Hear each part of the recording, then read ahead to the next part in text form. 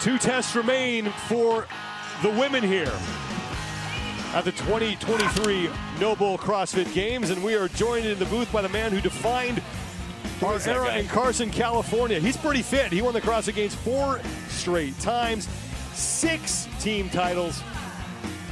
There's a runner-up in 2010. We don't talk about that, though. No, that was a year that we've expunged from the record books. Rich, how you doing, man? Thanks for doing this. Yeah, thanks for having me. I know that you've been dealing with the Roman situation. Yeah. How is he doing right now? Disappointed. Man, I hate to see these next 2 tests that came out, to see Roman not get to do the he would have, not to take anything away from what Adler's doing, but these were 2 home runs for Roman, so I hate to see that.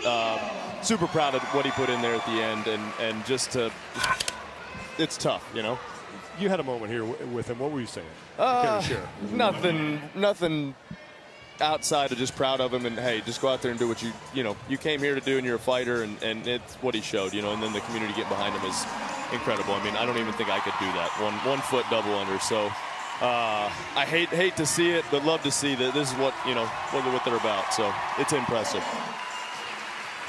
Yeah, it's just a hard emotional thing to watch, but sports, sports.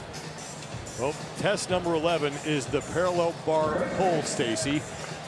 8 rounds for time. Down and back on the P-bar, traverse, 30 heavy jump rope, double unders, and then hand over hand sled pull. You got it. Not a light load there, 290 pounds for the females. There will be 9 women on the competition floor here, taking on this test. Keep an eye on Paige Powers. Paige Powers. Watch Paige Powers here. Yeah, we do a lot of heavy double unders. She's really good gymnastically. She's just really good athlete, but good gymnastically, good grip wise.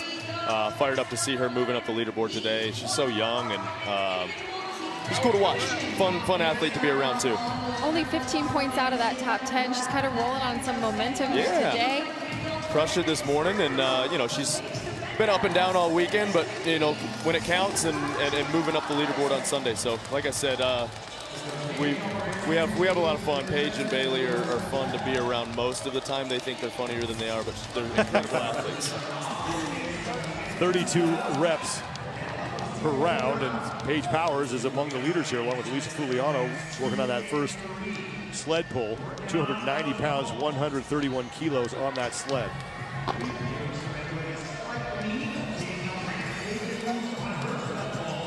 Now this test drew some inspiration from one I think that you both did. In 2014 push-pull, which is, I think, one of the top moments that was inside the tennis stadium. You got that great race with Josh Bridges. That was a fun event. I will say I do like this anchor a little bit better than the back I would have sliding preferred that around. myself as well. Yes. We've come a long way, so this is a really cool event, man. That also might, sorry to interrupt, that might also been the year that the heavy rope kind of came about. Yeah, probably, right around there. No, well, was it the... I know there were heavy ropes. There was a heavy double under in that workout, but... Yeah, it was one of the workouts, but the overall test this weekend is it's been fun to watch. It's been a really cool test. Every event has been fun to watch, and I'm blown away with what they did this year with how well-rounded each section. There's been some complaints about cuts and all that, but we've talked about it a little bit on the podcast. As long as the test is good, you've had your chance within those cuts, and it's well-rounded, and I think to this point we've seen a well-rounded test. Well, I know Director of the Noble CrossFit Games, Adrian Bosman, I mean, he wants a well-rounded test. Yep. And he doesn't want to kill, so to say, these athletes. He wants to protect them. He wants to keep them safe. He wants them to feel relatively good. Tested, right. Tested and not injured, right. That's it. At the end of a really long weekend. Yeah, so it's been fun to watch. How's Paige been feeling going into this test here? I think they're all beat up. It's a long weekend and prepared, but it's been it's a grind. You know how it goes.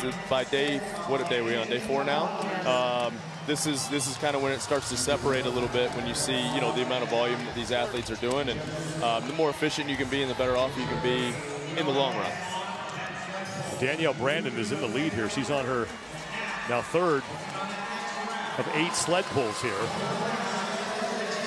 You're going to see Danielle push through the entire foot, almost as if a deadlift setup, right? She's got to use those powerful legs of hers, but she wants to push through that platform, through the entire foot, And then you see her lean back to get as much of that length of rope pull on her with each and every rep as she possibly can. It's almost like a sumo deadlift high pull you learn at the level 1, really, too. A little bit of a clean. It's just an overall total body movement. So it's core to extremity.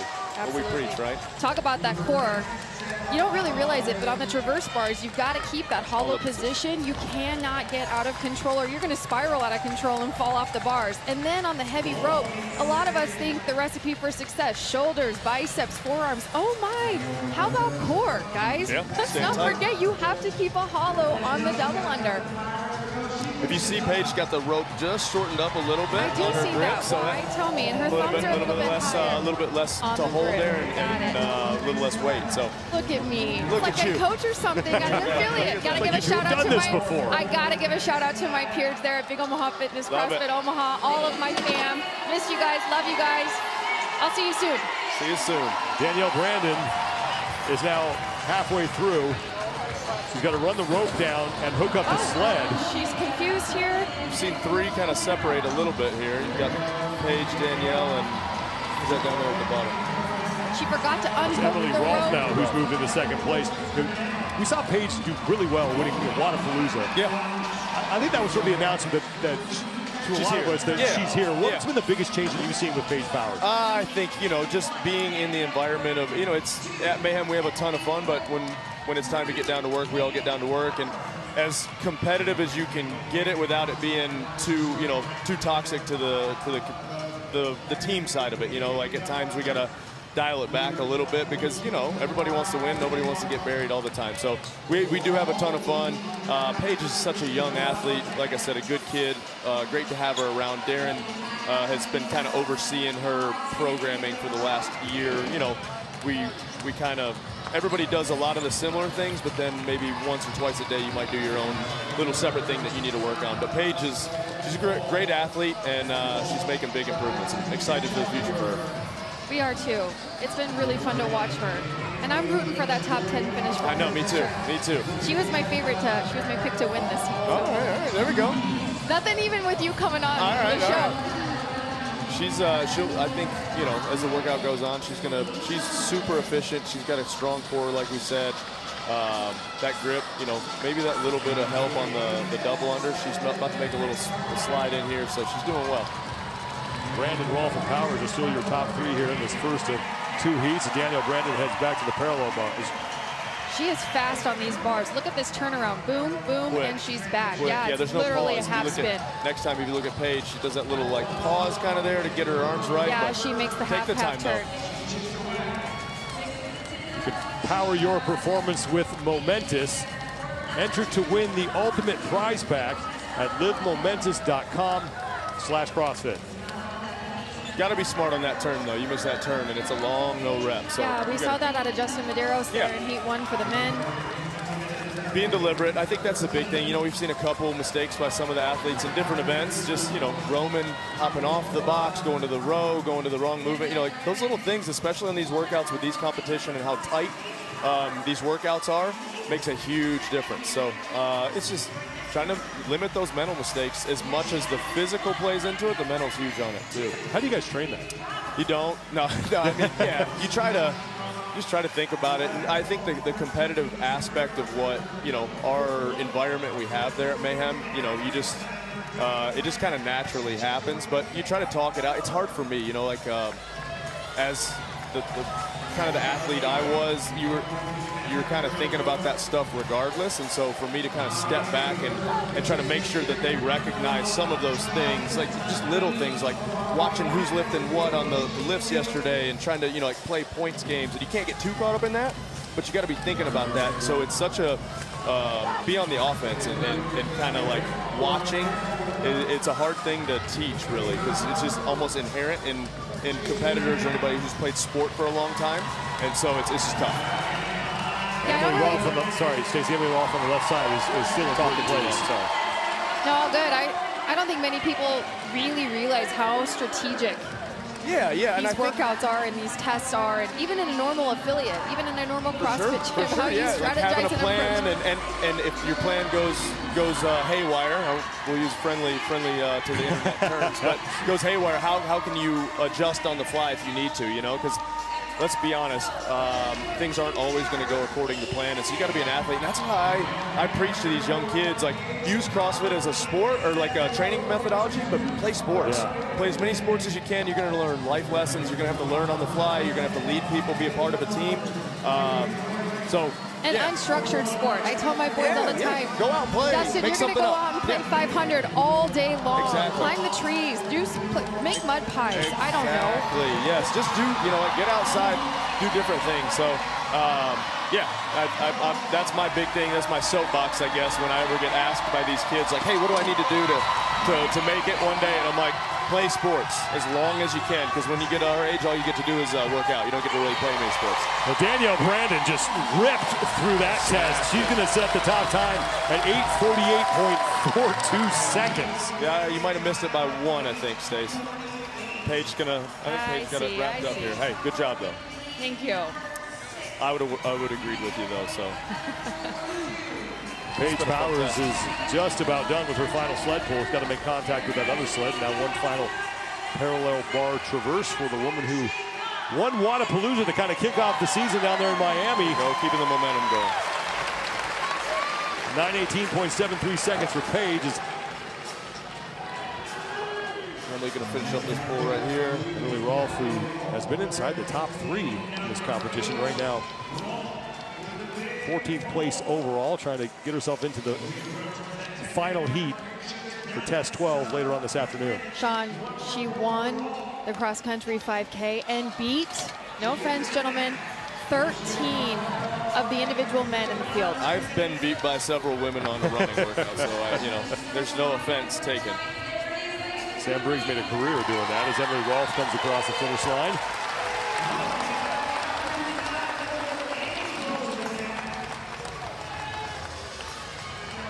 Leaves Paige Semenza as your leader on the competition floor. Got to meet her mom and brother last night. Good view of her just pulling and pushing through that platform. Paige, a former collegiate hockey player, her mom told me, don't tell her brother, but she was better than he was. Ooh, a family rivalry. I love that. 10:29.62 seconds for Semenza.